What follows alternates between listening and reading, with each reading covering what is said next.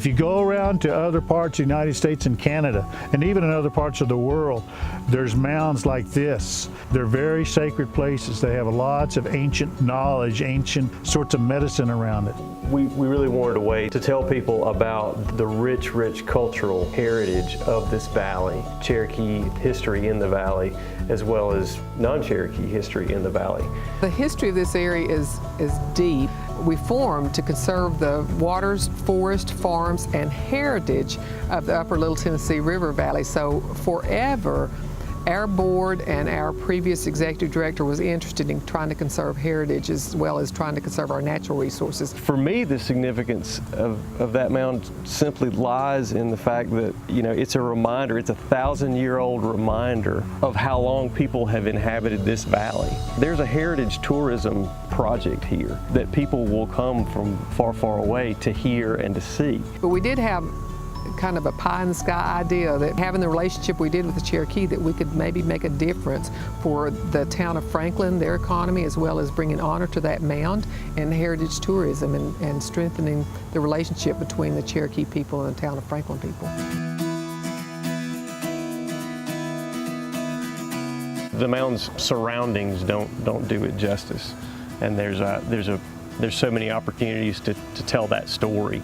Never had a clue of what it was. I was like, hey, what's that big mound doing right here in the middle of town, you know? The Nikwasi Mound is a cultural site that has just lost its significance because of the location. People drive by it every day and don't realize it's there, and they certainly don't realize the significance of it. Just because you're a member of the tribe does not mean you know. So I think it's critical that we let our people know so they can have some pride. The mound had been mowed by either the town or a contractor for years, and there was some concern that mowers and even foot traffic would have negative impacts on the mound. So there was a plan to herbicide the mound, to kill all the grass that was currently on the mound, and then to replant the mound with a dwarf variety of a grass that either wouldn't have to be mowed or not mowed as often.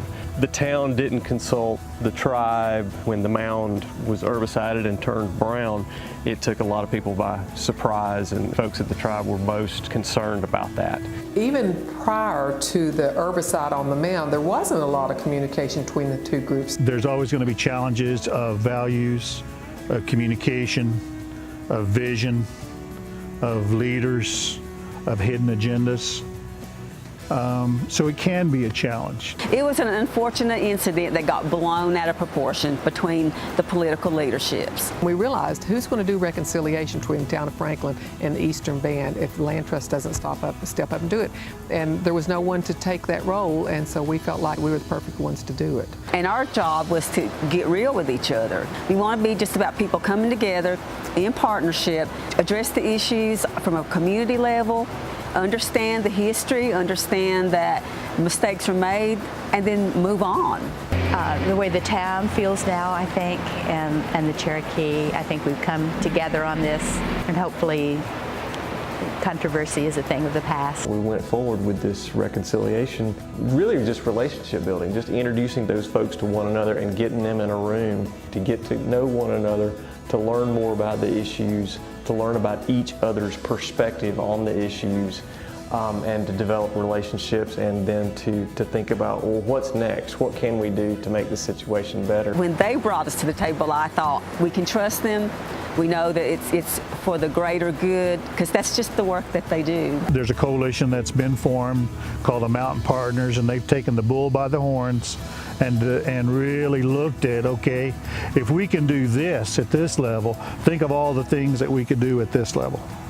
So they do, in fact, see that vision. It's grounded in Cherokee culture again, but it's on a regional scope, and I love that about Mountain Partners. I hope it's like a flagship project or initiative that other groups in the region will use to do their initiatives. So the Mountain Partners group show a lot of ambition about wanting to work together, because what did start as truly just a reconciliation around the mound issue has grown into a desire to develop a corridor between Cowee Mound and Nikwasi Mound, and then all the way into the town of Cherokee. Once they became reconciled and cohesive as a group, they could see the potential for both communities for economic development around that cultural corridor.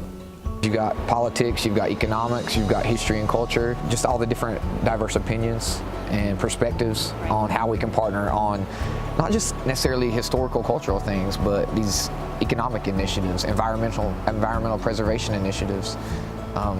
There's a lot of opportunity for collaboration. Well, I see these treasures that we have finally being recognized and appreciated in a way that will highlight them and help other people understand that part of our history.